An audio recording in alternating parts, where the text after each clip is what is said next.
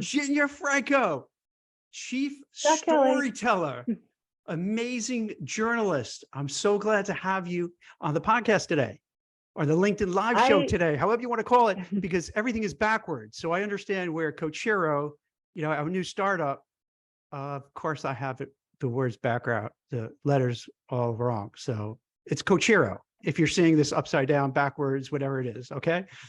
But let's pass that. So back to Virginia. So what is a chief storyteller? Because that's your thing, right? Yeah, so it's a made-up name. I made it. I also came up with the brilliant title, Virginia Franco Resumes, as my company name. I don't have a team of writers. I write everything myself. And what I specialize in is listening to your story and then getting it down on paper or on the screen for today's audiences. So I dubbed myself Chief Storyteller just to sort of differentiate from what I guess I really do, which is resume writing. I'm an executive resume writer, but I write all career marketing collateral for my clients: resumes, LinkedIn, cover letter, anything of that sort. And when you say chief storyteller, then is it that, let's say I'm one of your clients and I'm looking for a job, it's not just bullet points. You really want to kind of get from me, what would you want to get? What would you want to bring out to tell my story? So what I want to know is what brought you to each role, what you liked, what you hated. Really understand the before versus after and what role you played in contributing to the after. I want to, at the end of whenever I'm talking through someone's history, I always ask them, when you reflect back, what are you proudest of? Where do you feel like you made your impact? And that's the stuff I put in there. That is much more memorable and meaningful than listing out your responsibilities. And what that does is it allows you to explain what you did, what your responsibilities were within the context of an achievement. But I need to know all of it. So that's really interesting because, over 25 plus years, I don't want to age myself, but I guess the grade gives away. Yeah. But it's, when you see so many resumes, a lot of them are just very dry. They're very, there's nothing to it. Like I did X, Y, Z, and here's 1, 2, 3, and it just doesn't jump out. So it sounds like what you try to do is really get the essence of a person, what they're all about, and what they've achieved and what they want to achieve next. Is that kind of right? That's right. That's right. And there's things like values and things they do on the side and things that are really critical to them in their next role.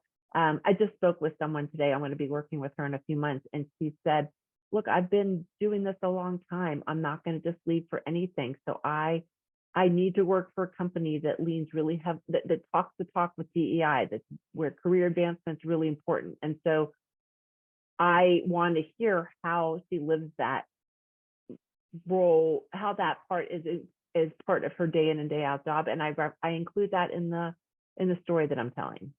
But if for someone that's not important, or they don't want to, they want to leave themselves open to all sorts of different companies, I would leave that kind of stuff off. Now, how does it work? Would it be that you want to tell the story of what you've done, or do you focus more on trying to have a resume looking forward and trying to, is there a difference between the two? Well, to me, there is. What you're doing is you're writing the past within the lens of the future. So you look at I personally won't write anyone's resume or their LinkedIn unless they're pretty clear on their target. Because how you write for a finance executive is very different than someone who is a COO or someone. And if you're recognizing what the person wants to target next, I pull details out that are relevant to that. So you're talking about the past, keeping the future in mind. And to me, that's how you connect the dots for the reader that's hiring. And you've recruited a good bit. So you tell me, do you feel like that works? Yeah, I get, because from a recruiter standpoint, what I always love to see in a resume is just clarity. I don't need fancy, and please don't get mad at me if you do this stuff, so don't yell at me, but like I don't really need like fancy fonts or like the next cool thing, or like graphs and charts and like lots of just distracting things. I want to look at I place people on Wall Street, particularly compliance, so these are like the police officers on Wall Street for the most part. So I want to see a resume that, boom, like every bullet point is just on target with the job description, so that I know, wow, this person is right, because I look at, point one, point two, point three, and that's kind of all I need. Is once I do that, I'm like, okay, this person seems to have the right background, right skills for the job at hand. I'm going to go and, I'm going to get right back to Worth the that call. person Yeah. right away, like just super right away.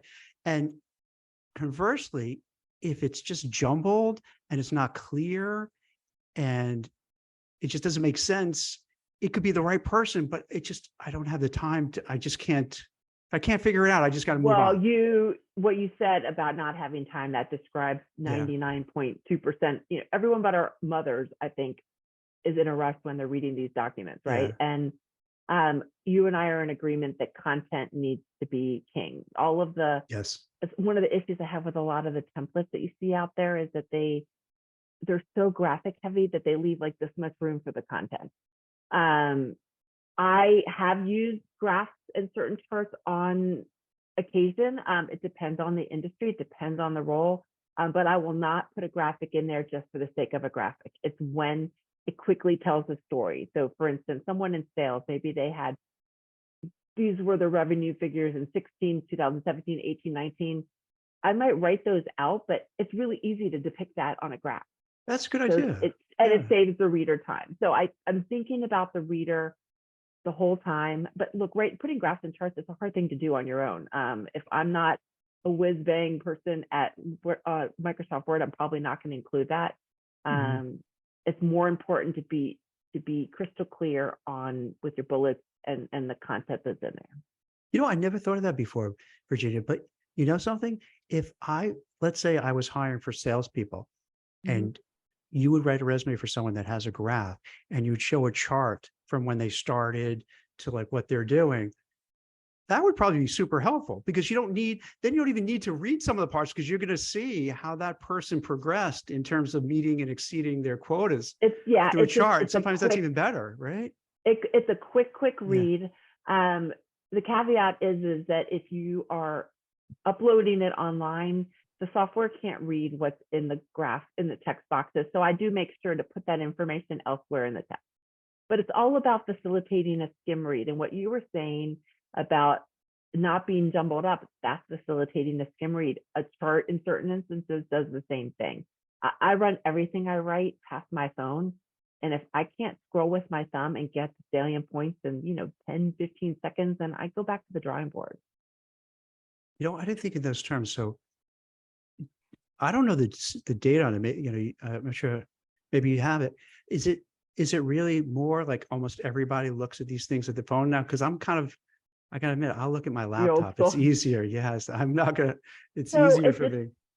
I think my sense, anecdotally, I'm not a recruiter, is that first round reads happen on some sort of a screen, whether that's their laptop, a mobile device. I do think that some hiring managers at some point might be, in sales, they're on the road, they might be in their car.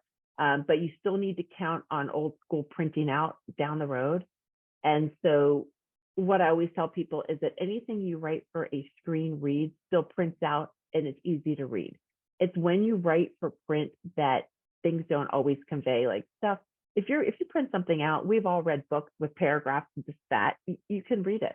But that big fat paragraph on a 5-inch phone turns into like a 20-line paragraph, and that makes your eyes glaze over and makes you say, it's too hard, I'm not going to read it. And so it's all about sort of facilitating the read and helping them to avoid wanting to skip it because it's too much. That's why those terms of agreement online with, whenever you're signing a contract online, why they're written in like 8-point font and they're, this fat, because they want you to skip it over. I didn't think of that. That's I can imagine. Yeah, you just click. Okay, I'm starting my life away. Click. Right. So I try to keep my bullets and paragraphs to 2 to 3 lines long. I add a little bit of space in between each and everything I write, and that just makes your eyes not bleed. It helps with readability or breathability, I suppose. it seems that everything's changed. Give me an example.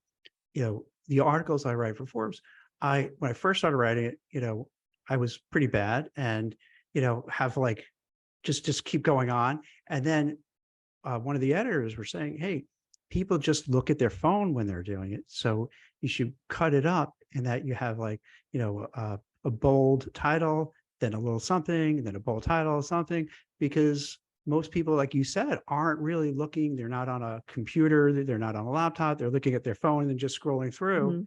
And they just want to get those, just get that information really quick and easy. Yeah, yeah, and Same I thing. love your articles on Forbes, by the way. But yeah, Oh, the thanks. same principles that I apply to resume writing, I apply to emails, writing blogs, writing. It applies to everything. A slide deck, and just don't tell. I always joke around. Don't tell your high school English teacher because it's very contrary to what we were taught way back when. But it changes, right? You have to change with It's it, right? evolved. Yeah, Like it took me it's a while to evolved. get, it took me a while to get to, okay, short attention span, need like the little bite-sized Mhm. nuggets, and do that. But that's how it is. That's how people want to It consume is. their information. It is, and I always say, please don't make me ever have to write for the Apple Watch. So far, I'm only writing for the small phones. So, So in addition to the resume, what you mhm. do you write, like help people with their LinkedIn profile, the LinkedIn summary, even do you Yep, ghost all of it. write? Like if someone doesn't know how to kind of navigate themselves online and need help, do you do that too? I used to do that part. Yeah. Right now, I'm focusing mostly on anything you need for your job search: resume, LinkedIn, cover letter, bio, thank you letter. But I've ghostwritten. At this point, I've written just about everything because I'm old. So, yeah. So you're not old, first of all. Second of all, the cover letter, is that, Mhm. I'm still not sure, is that still a thing or not? Thing. So I have anecdotally sort of observed and polled people, and my takeaway is that they probably get thrown out at least a third to half of the time. But Right. when they do get read, I've seen them make a difference. Some people are nuts about them. Some people absolutely hate them.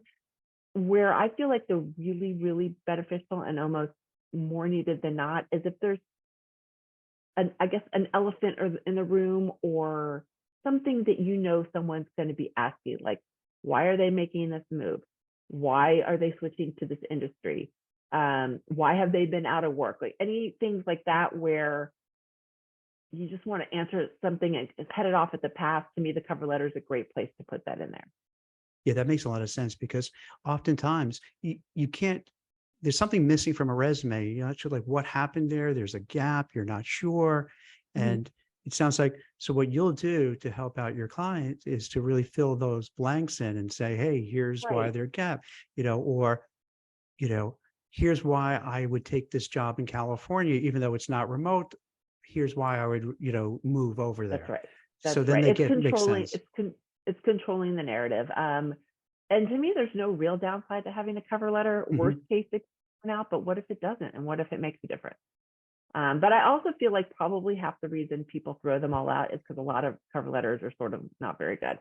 Just like And what, I've gone to bland? test, right. Well, they Yeah. don't, yeah, they don't say Yeah. much. And I've actually tested, Chat GPT and Bard and all those with cover letters, and they're super generic. I don't want to read those.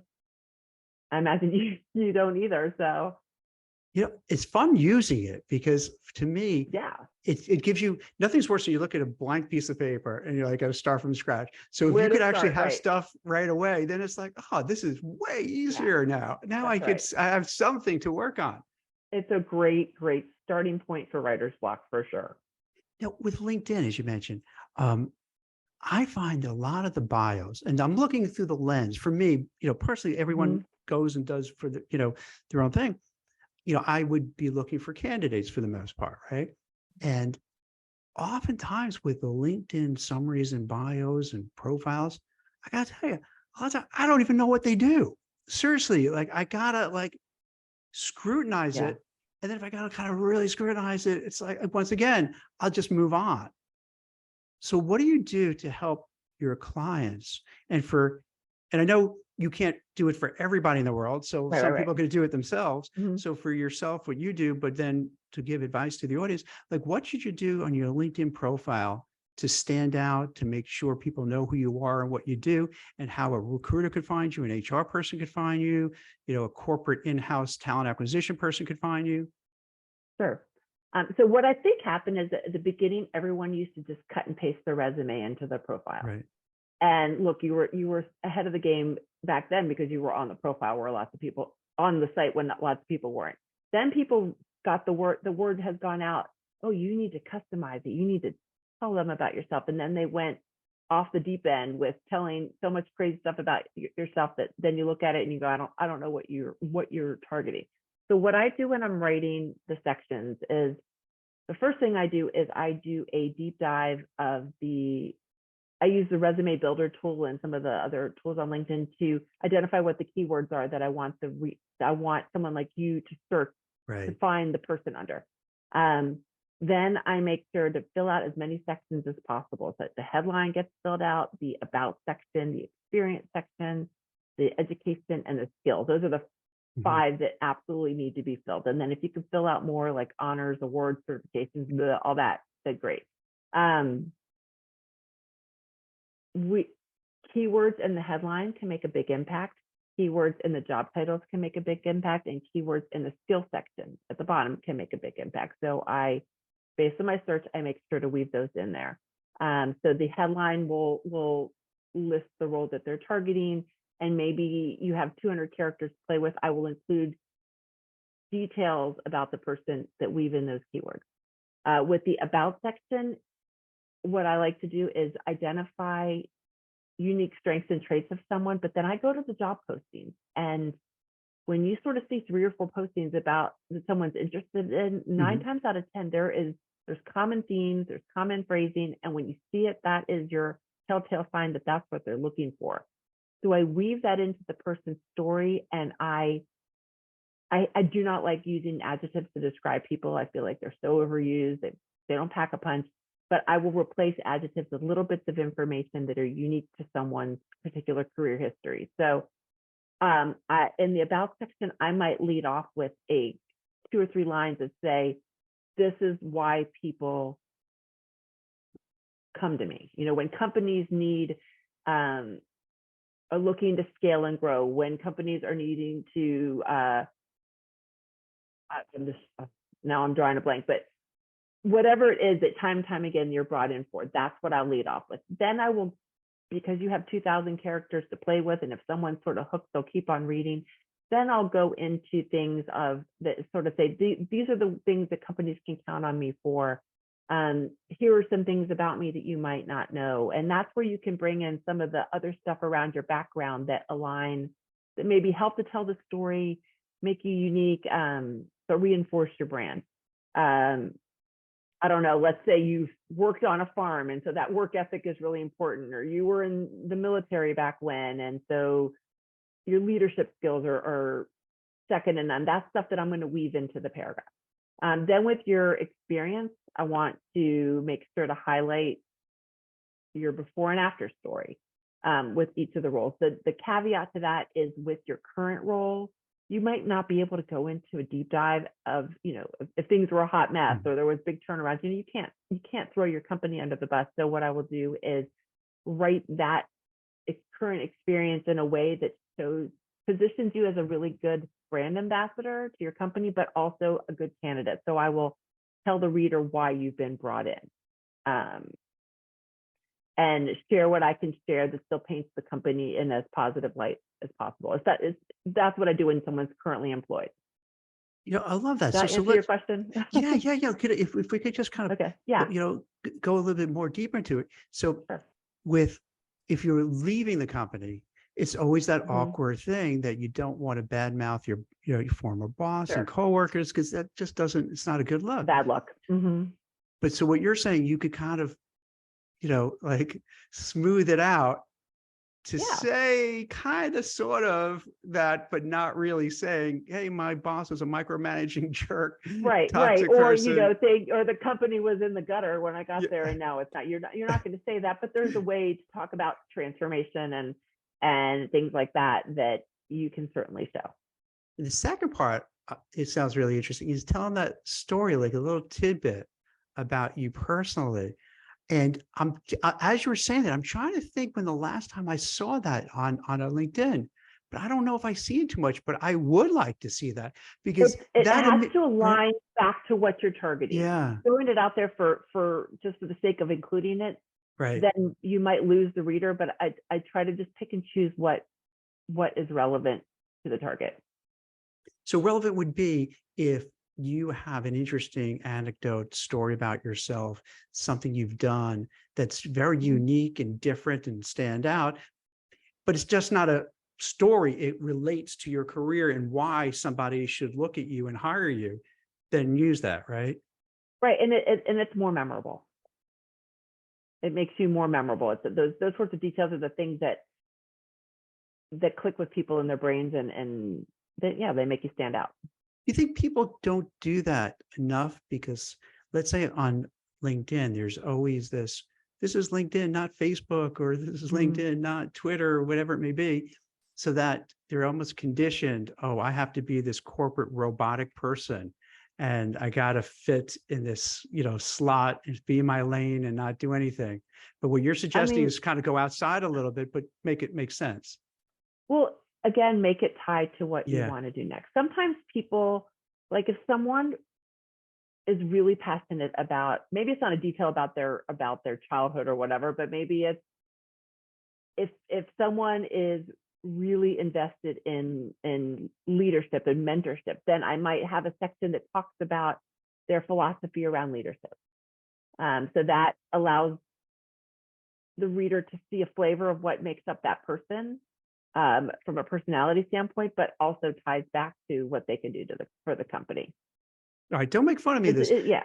The more you're saying that, the more I'm thinking, like, we should really change the resume. I swear, and I'm not being a wise guy saying this. Like, I would like to see that on the resume. Let's say, like you said, a mentor, whatever. I would like to hear a little bit about that. So if it's important to the person who Yeah. is reading it, who I'm writing about, and it's Mhm. clear that the companies they're targeting that's important, Yeah. then you can have a one-liner that says you're, champion of professional development, Yeah. yielding many employees that have been promoted. Boom, that's a one line, but then you can build that out on your LinkedIn.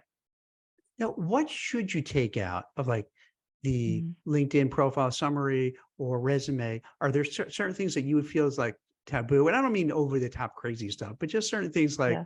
politics or what have you, where you would say to a client, maybe let's just not go there. Yeah.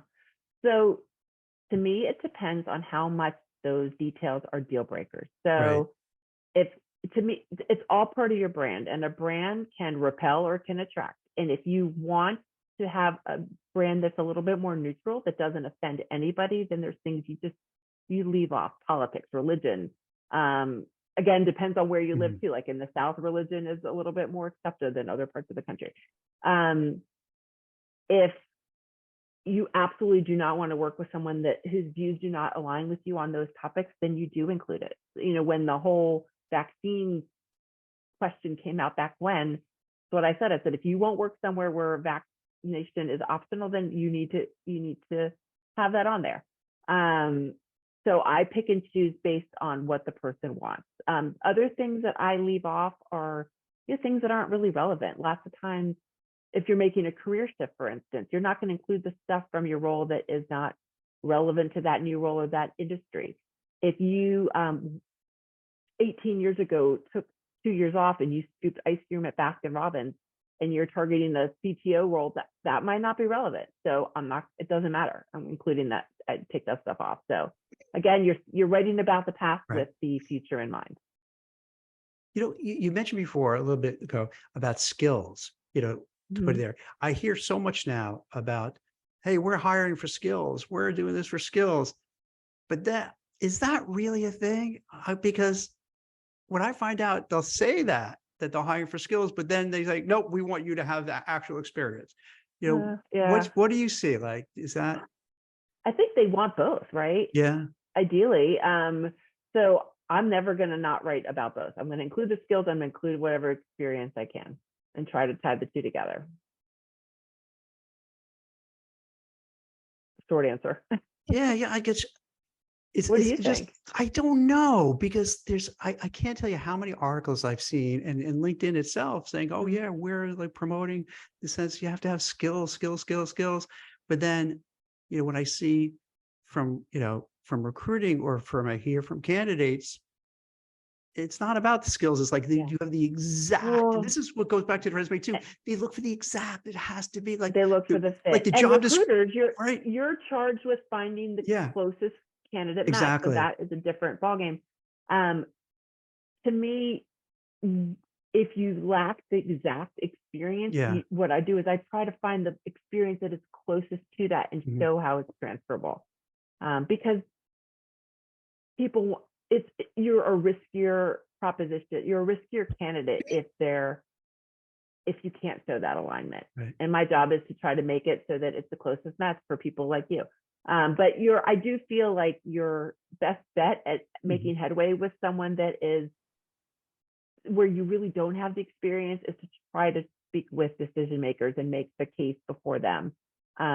Because again, recruiters are hired to find the best match. That's their job. And so finding someone that's totally out there that doesn't have the experience, that's a risky move.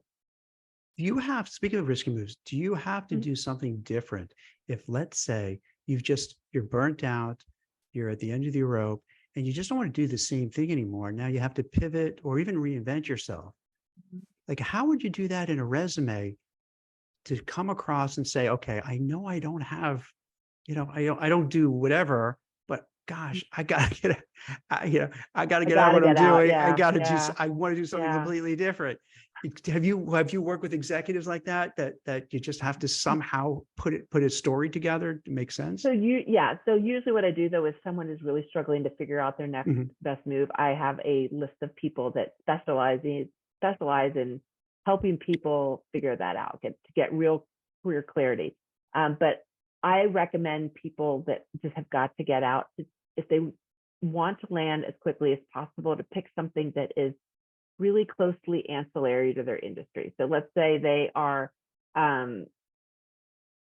I don't know, they're in medical device, there is medical device Mhm. sales or some sort of sales and they want to switch to another industry. Maybe you pick an industry that is closely related to that one Mhm. and you try to make it's sort of a micro pivot and then recognizing that maybe the next move is to your ultimate goal. So it's a series of moves versus a one big giant move. But sometimes people have a lot of maybe volunteer experience in Mhm. that world. I wrote for someone she was an operations executive for a Fortune 500 manufacturing company, and she wanted to go work in pet or pet nonprofit stuff. But Mhm. she'd done hours and hours and years of nonprofit work, and so we wrote it for that, which meant we let a whole lot off on her resume related to her Fortune 500 stuff because that wasn't relevant, and we spoke to the volunteer stuff. So it's possible. So you Hard, can yeah. I kind mean, of, yeah. she had to network like mad to get Mhm. in, but she did land. It takes more legwork, but it was really important to her. She was willing to take a pay. She ended up taking a pay cut because the industry just paid a lot less. Um, but she did it, and she needed documents that really explained it. And we pulled from her Fortune 500 experience. We talked about her leadership there. We talked about things that would be relevant to working. She worked with the SPCA that would be relevant for that, and left off the stuff that wasn't. Now, I don't know if this is a fair question to ask, but Mhm. you're an expert in the space. You probably see lots and lots of resumes. Mhm. Are there something for the audience that you could tell, like, here's like, if you do this on your resume, ugh, this is terrible. Don't do it. Like the do's and don'ts. What do you remember? It used to be in highlights like Goofus and Gallant kind of thing. Yeah, Like yeah, what is yeah. good, what is bad? Like Yeah, what is like the good version of like, yeah. wow, you did a great job. You don't even need my help. I don't want to take business away from you, but like, so No, you're yeah, gonna yeah. need you I mean, I anyway. turn people down all that. Yeah. All right. Like So what's if good or you what's really, oh my gosh, don't do this. This is just awful. All right. Well, let me lead off with the good. The good Yeah. is when there is a clear headline that says this is what Right. they're targeting. The paragraph that follows explains why that person would, it makes sense that they're targeting that role that they listed up top.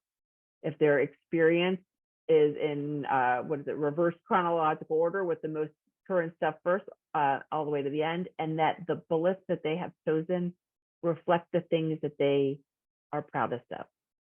And if it's easily readable, whether I'm on my iPhone or if I print it out. When it's the things that make my eyes bleed are 4 or 5 page resumes, text that's as long as my arm when it's just so thick, over stylized resumes where there's so much graphics that it's become secondary to the content. But probably my biggest pet peeve is when you look at it and you go, I don't know what you're looking for. I don't know what kind of job you want. Don't make me figure it out. I hear you. The one that really does irk me, where you have 2, 3, 4, 5, 6. I haven't seen them like it used to be. I guess people kind of, got enough pushback on their resumes that they stopped. But for a while, I'm talking about some years back, you would see like 5 pages, like crazy long. It's like, what? Look, if you're doing a curriculum vitae or a CV and you're targeting a work in universities or in research and development, or you're doing a federal resume, then you can go as long as you want. But the rest of the world, you could not. Okay, I'm embarrassed, but I'm going to admit this. I don't know the difference between a CV and a regular resume. What is the difference? All right. So if you're a doctor, you will have a CV, and it's like, it looks like it's 100 years old. It's 1-inch margins, all really, really long, and it lists every presentation, every talk you've done, everything you've ever done in your life. That's a CV. A federal resume is different. Federal resumes, you have to list other things, like I think you have to list your title, your manager, like there's just all sorts of additional details. And you also include everything from the dawn of day. Resumes that I write and that you like to see are really more marketing materials, where you pick and choose what's relevant. You don't need to go back to something you've done in 1972. You focus, mostly on the last 15-ish years, all of that. And they read to me, I write them following the principles that you do in journalism, where you write a headline, you write a paragraph that tells you what the story is going to be about, and then you go into the details. I swear to you, I'm today's years old, and to know what a CV is, I really thought it was interchangeable. But a lot of people use them. A lot of people use them interchangeably. In Europe, they do. Yeah. So yeah, I really thought I don't write CVs. I find them so tedious. So I don't want to gaslight any of your clients or anyone like that, but that's all right. Do you have people who come into you and they have to tell their story so you could tell their story? Yeah. And do you find like they just can't articulate what they do? And does that happen? Does that drive you nuts? Like you just can't figure out, what are you trying to tell me? Not really. Really? Okay. Where I think so, not because my process, I do everything through conversation. Where I think people get tripped up is when they have to sort of write out their thoughts on their job. I think that there's a disconnect for people there, but I can ask them questions really basically. Okay, why were you brought to this role? Did you replace someone? Were you new? What happened with this? What happened with that? And you can sort of stair step the conversation to get the story that you need to get. People are pretty good about it. It's interesting because like I'll often hear people where I'll ask them about, what are you doing? What are you looking to do, and so forth. And believe it or not, so many people, it's hard for them to just say, oh, I'm an accountant and I want to do XYZ, and here's a company I want to work for, and make it really easy. A lot of times they just like, they're like stuck, they don't know how to really address what they do. And clearly they do know what they do, but it's just, well, that's when you're asking them to be very succinct about it. Yeah. My job is to get the whole story, and they're good at walking me through it, and then Mhm. I make it distinct for them. So then they can Right. look at the paragraph that I wrote in the resume, the paragraph I wrote in LinkedIn, and you can create an elevator speech from that. Do So you it's my write, job to make it succinct. do you write elevator speeches for people? Elevator I have. pitches? Yeah, Yep. Yep. I think that's one of the best things ever. Yep. Maybe can you Yeah. describe to the audience who may not be aware, what a elevator pitch is? So an elevator speech is a brief, I guess the origins were you're in an elevator with someone and you need to quickly tell them on the span of 3 floors Yeah. what it is you do. So it's 15 to 30 seconds of this is why, this is what I'm targeting, this is what I do, and this is what I'm good at. So yeah, I write all of that stuff for people, but that's hard. I think that's a tall order for people to explain about themselves without having done a real reflection of what they do, what they want to target, all of that. But to me, I find it really helpful. It's almost like even if you could write a script, saying, and you fill in the blanks that, hey, this is, I'm Jack Kelly, I'm a founder, CEO of Compliance Search Group. I place mid to senior level compliance executives, place thousands of people, blah, blah, blah. You know what I mean? And then you have it. And the reason I'm looking now, I want to do something internationally and take it to the next level. So that if you have that pitch, I find out then when you go into interviews, it's much better because then you're armed. You know what you're going to say. You don't have to kind of do it on the fly. And you just kind of tailor for each person. Have you seen that software Yoodli, YOODLI? No, what was that? I tested it at the Career Thought Leaders Conference in San Diego in the spring, and it's an AI software, and I tested it with a Tell Me About Yourself one, and I talked into the recording, and then it gave me feedback, and it kept allowing me to perfect it. It's pretty cool, and it's very affordable.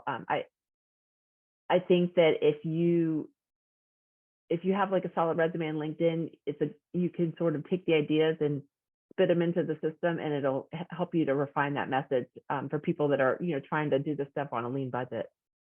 Now, where do you stand on AI relative to elevator pitches, to the resume, to LinkedIn summaries? Are you pro, con, or depends? So everything we talked about, it's a great place as a starting point, but I find that I have to heavily edit what I write. What I'm really cautious about though is I don't want to put my client's personal information into ChatGPT, because then it becomes the public property, and somebody else might take it and take my client's stuff to use as their own. I'm not aware of that. Wait, so I don't mean to interrupt. So I feel like people have talked about that. So I'm really cautious. So I'm not going to put someone's resume into ChatGPT and say, write a cover letter for this. Because I don't want their experience in there. But I might say, write an elevator pitch for this role and see what they have to say, and then edit it to include details about my client. So in other words, if let's say I would put my resume. Now, how would you do it? You would upload your resume, or you would just kind of. You could in theory cut and paste it, but just right into the prompt. And then I don't know. It scares me. So then if it's in there, you run the risk of they're going to know, all right, here's my address, here's my phone number, here's my email. Not even just everything. that, all of your achievements, everything. And then I would think somebody else could take it and make it their resume. Yeah. And just change the numbers on it or whatever. So yeah, just whether it's like a couple of lawsuits, like Sarah Silverman, a comedian, actually, because of scraping all this stuff. And I guess you put stuff in there, and they're like, wait a minute, I never gave you. It makes me nervous. Yeah. So I use it for generic things that I can then customize on my own. It's a great starting point if I'm having writer's block, but I end up editing at least 60%, if not more of it. This is a different kind of question, Virginia. Given the market we're in now, high inflation, high interest rates, 3% today. I saw that it went down a little bit. I don't know. I'm sus about these numbers. On top of 9% is not really good. But anyway, go ahead. Different podcast.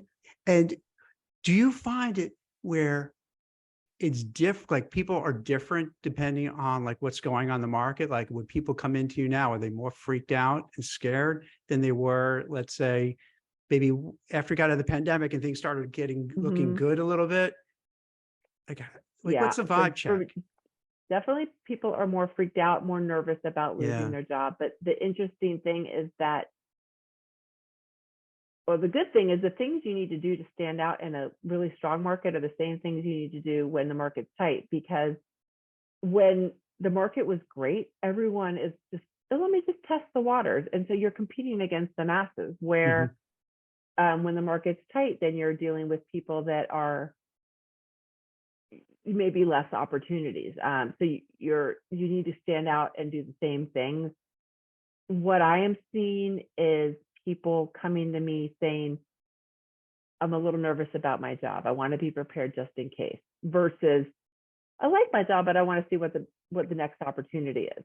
I'm also seeing sort of industry wide people, things taking longer, decisions taking longer, people throwing, I've called it, death by consensus. And I got into this business in 2008 for real. So I saw the recession and 9/11, like you, all this stuff. And whenever things feel shaky, I feel like people hiring managers need to bring more people into the decision making process. So they're like, oh, go meet that person too, or I want you to talk to this person. And here's one more thing that I want you to do. And I'm seeing more of that. That is the worst. And oh my God, if you don't mind, we could just pivot a little off of the resume for a minute to go with that, because this is like something for the audience who's watching this now. I know you're watching for Virginia and resume advice, but if you're going through this, and I think this really hurts the self-esteem and confidence of people, is that you go on 1, 2, 3, 4, 5, 6 interviews, meeting 10 people over the course of, could be up to a year, and I'm not exaggerating. And what I find out, what I think, is that what happens, person doesn't want to make a decision to hire someone. They're scared. They're worried if they hire the wrong person, especially in a tough market, the boss will blame it on me. Jack, you're a bozo. Why did you hire that person? This person just did a really bad thing and cost us millions of dollars. So what ends up happening is, as exactly what you said, it's decision by consensus. So now I would say, hey, boss, hey, Virginia, boss, I'm not the only one who made the decision. Yeah. Jane, Job, Bob, Phil, whatever. So in the strength in numbers, so like it's hard to blame everybody. But it's the way I equate it, Virginia, it's almost like if you have a big family. So I can imagine when you try to decide, what are we going to send out to eat dinner and what movie we're going to watch? And you probably can't get like anyone to I'm decide. the emperor of the world with that. Okay, so all right, that's a little different because you have an emperor doing it. Okay, or empress doing it, right? But for like lots of times you don't, and then all you do is squabble and nothing happens. Mostly, right? Like after a while you realize it's now 9 o'clock at night. No, we're not going to watch TV now. We're not eating, we're not sitting out for pizza because it's too late. And now nothing is done. That's exactly what happens. And I think people don't get, and they don't hear these stories. So they just think it's them. They think like, I just went through all this. What happened? Why did I not get it? And they don't realize they didn't get it because there were like 10 people had to make a decision and they couldn't make a decision. My brother's been looking for a job for about 6 months, and he's had tons of interviews. He's in a couple of offers, but the latest one, it was like he's still in the 5th round. And then the person said, oh, let's go out for coffee. And he called me and he's like, what does this mean? I was like, honest to God, I don't know. Usually coffee is first round. I don't know what to make of it anymore. But they don't want to make a decision. It's a dicey time in this particular industry in particular. So and I'm glad you brought it, because I think, and I'm going to kind of talk about this more in a lot of these LinkedIn Lives, because I think, like the regular person going about their business, they don't realize it. They think it's just them. They feel, oh, bad luck. My boss, hates me, so he's sabotaging me. But a lot, it's just, that's how it is now. The structure of it is just broken. It really is. So what I encourage people to do, and I'm curious to hear your feedback being on the receiving end, is to tell people it's okay to, number one, at the end of every interview, ask for what next steps are. So you have a sense of that timeline. But it's okay to reach out once a week. You can alternate, maybe email once and then in mail another time, and then maybe voicemail, so you don't feel like you're spamming them on the same Yeah. pool. Yeah. But that way you're saying, I'm still interested. Is there anything else you need from me to help you make your decision? But you're not feeling like a stalker, but you're showing interest and keeping your name in there as long as you want to keep your name in there.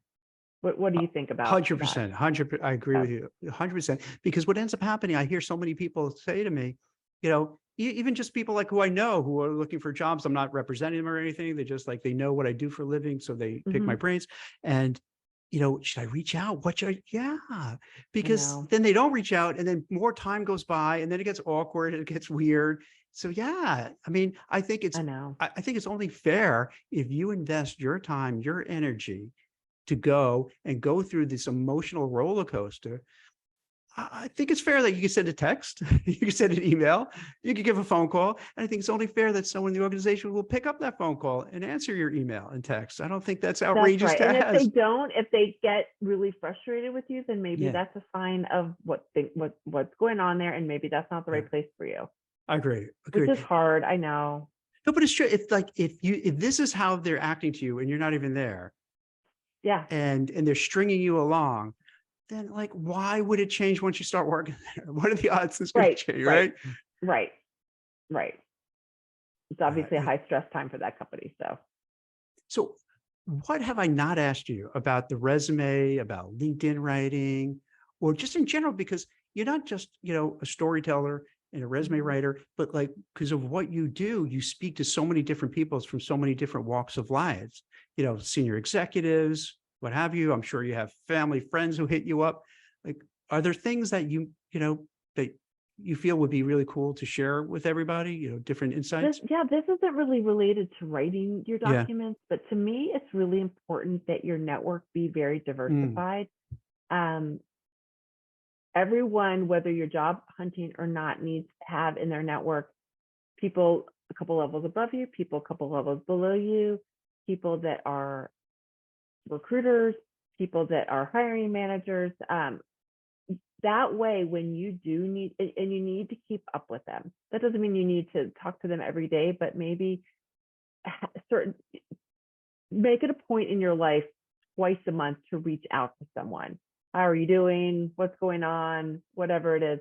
That way, when you do need a job search, that you've got that group ready to help mobilize on your behalf. I have never advocated for applying online as sort of that very first point of entry. mhm. Um, I I feel, again, a diversified approach works best. You want to connect with people that you know while you're looking at job boards, and see what you could do to have people on the other end looking for you when you are applying online. Um, to me, that strategy, together with clarity around what you want to do next and documents to back it up, are the way that you land, whether you're in a really good market, a really bad market. Um, it's tried and true. Yeah, I'm with you on that because this way you don't have to go solo. You could have a No, it's hard to team go around you. solo. Yeah. Yeah, job search is hard, and it's not for most people. It's not fun. So you want someone to share the ups and the downs with.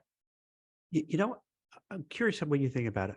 I feel a lot of people hear networking and it has that ickiness of you go to a I'm big not in sales. conference I'm not room, networking. Yeah, right? With a sticker on your yeah. lapel, with your name on it, and with that black magic marker. And you're like, oh, Hmm. hi, Virginia. Yeah, This is Jack Kelly. Nice right. to meet you. And it's just so fake and phony and weird. So I think it's that stigma. But really what it is just you're just meeting people and forming connections and finding It is, like-minded folks. and it's always, for me, it's always been the case. I graduated from college in the 20th century, and I got all of my jobs from talking to people, and every time I would talk with someone, I'd say, who else do I talk to? Can you think of Mhm. anybody else? And get names, and then follow it up with those people. I did that to move to a new city. Um, Back then there was no Zoom, so I would meet people in places, and 10, 15 minutes of their time. Not everyone would say yes, but all you need are one or two people to say yes, and then that leads to more and more. And it has led to every opportunity I've ever gotten. I think Before LinkedIn was a thing, before when Rolodexes were a yeah, thing, all of that. So I think you just have to have that little bit of courage to reach out. And the reason I say yeah, that, and because for a lot of you're people, it's not having hard. a job. You're Yeah. learning about the company, you're learning about the people, you're learning about the industry to see if you might like it, if you might not like it, seeing how you can help them. It is keeping in touch with people and learning more about other people. And it goes both ways too, because then you have Yeah. this kind of relationship where then down the road, that person could freely get back to you and say, hey, Jack, Virginia, can you help me out? My kid's looking for And this. you're Do you happy know to anything? do it. You're Happy. absolutely happy to do it. Yeah. And you want to do it because you want to show like appreciation that they helped That's right. you out. So you want to do a good job and help them out. So it's That's right. self-fulfilling. And finding sometimes, sometimes you might not know that person, but you might be two people away from that person. Yes. So finding what's good about LinkedIn is that you can go, and other social media is you can find those people and you can try to find commonality. People reach out to me regularly just based on the fact that I went to a tiny university. It's a very powerful network for such a small little school. And I'll talk to anyone who went to my alma mater. You might find out, like, if you same town, same school, Yeah. root for the same Yeah. team, you find that little commonality, and then That's it right. opens up and you break the ice. And then before you know it, you're Yeah. like fast friends and you're helping each other That's out. right. Yeah. Go Spiders. So to wrap it up, let's, Okay. for the people out there, for the resume who aren't using or can't afford the services, because for all walks of life, who probably are listening Yeah. to this, what's a good takeaway where they've been stressed about writing the resume, they've been putting it off, but now they watched you, they're like, wow, I really like the information that Virginia was saying, I'm going to rewatch this a few times to make sure I get it. Any just like, okay, here's the basics, what you can do just to get started, because that's the hardest part, just to get started, get it up and running. So I'm going to give a quick plug to a company that I helped found, and I'm no longer involved in it, but I am, but not. Job Search Journey has really solid templates that are in Microsoft Word that are designed to prioritize content over format. So that's, if you need just a template to get started, that's a good one. But when you are thinking about your story, pretend like you're on a HGTV before and after, home improvement.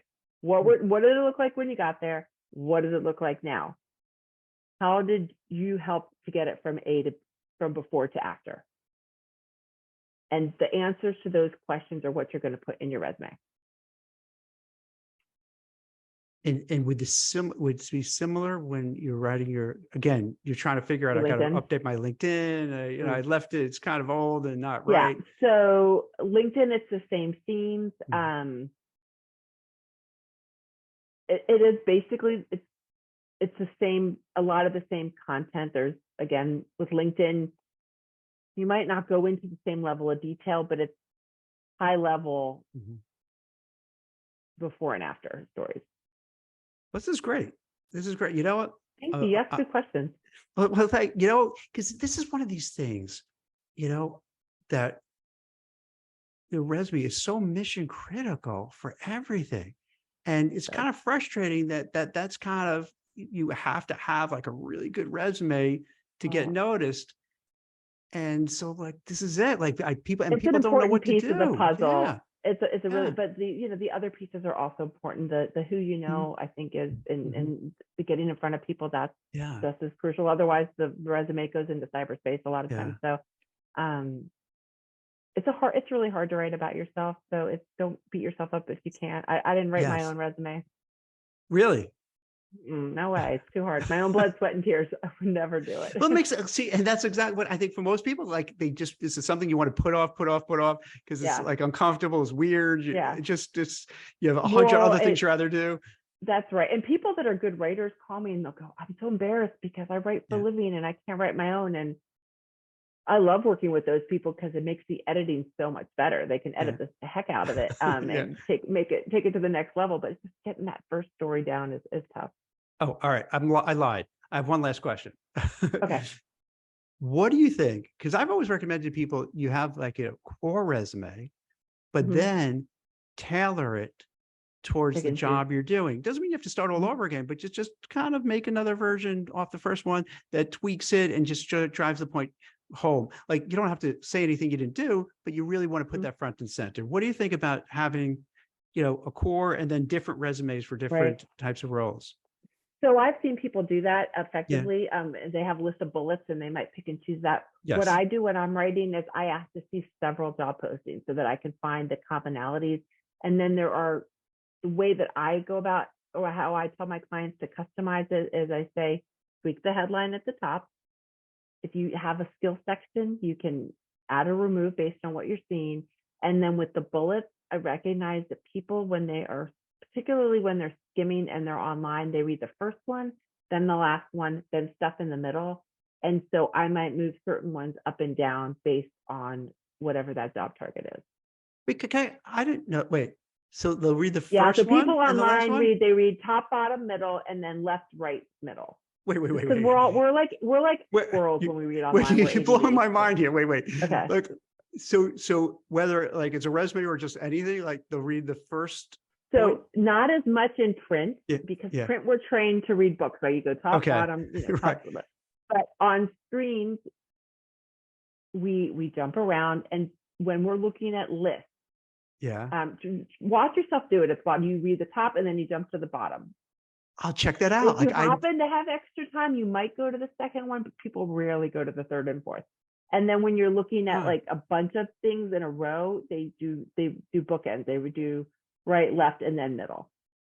I'm gonna check it out. Like whoever's watching this, check Yeah. this out too. I wonder if Now, we're if all you ask doing me that like without what study is that, I cannot remember, but I learned it back the a Virginia million years study. You could just ago. take claim, Well, say it's yours. but they used to do that in newspapers with graphics Yeah. and stuff like that. That was a practice. So So I learned. So today I learned about the CV. Yeah, I I was learned that. today years old when. Yeah, and then you hit the first point and then you pop down to the last one, and then you look on the bookends. All right, I'm gonna see Yeah. if I do that. So Like, just and then like nothing order else. it. So if you're doing like a table of things, Yeah. put the really good stuff top in the corners, on the four corners. Damn. All right. Some good Yeah. advice. Look at this. You're just Oh, giving out some thanks. great. This is awesome. So this is why I want you on here. This is great. Right. So you took made the resume, which everyone is like freaked out about it. Made it easy, straightforward. So everybody who's watching it understands it. Anyone who's going to watch it, as we just we repost it and post it so people could watch it.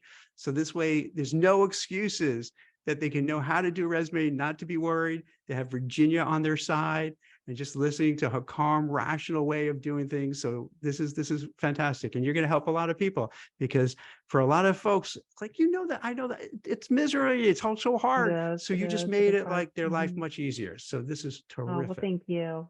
Thank you. Really good questions. Thank you.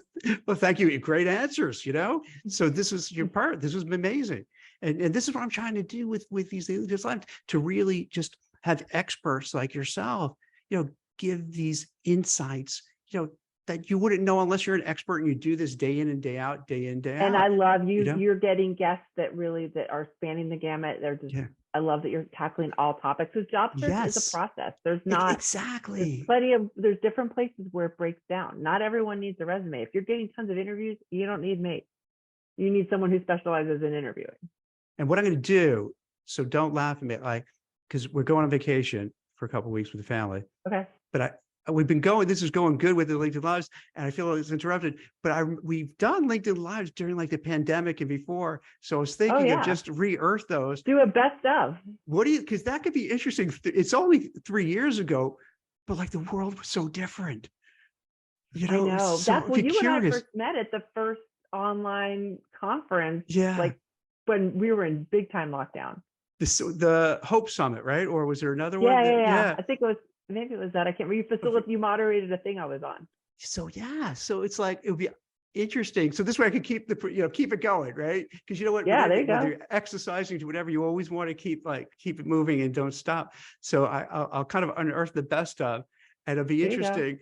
I wonder if we where you would hear, let's say yourself, if you were on it, how different it would be now. Like, Oh my So gosh. Well, all those talks about how to talk into a camera, like all that, we focused so much on that because nobody knew what to do. Yeah. yes. Well, excellent. Thank you so much, Virginia. This is Thank you. Happy wonderful. vacation. Thank you. Take care. Take care. Bye-bye. Bye.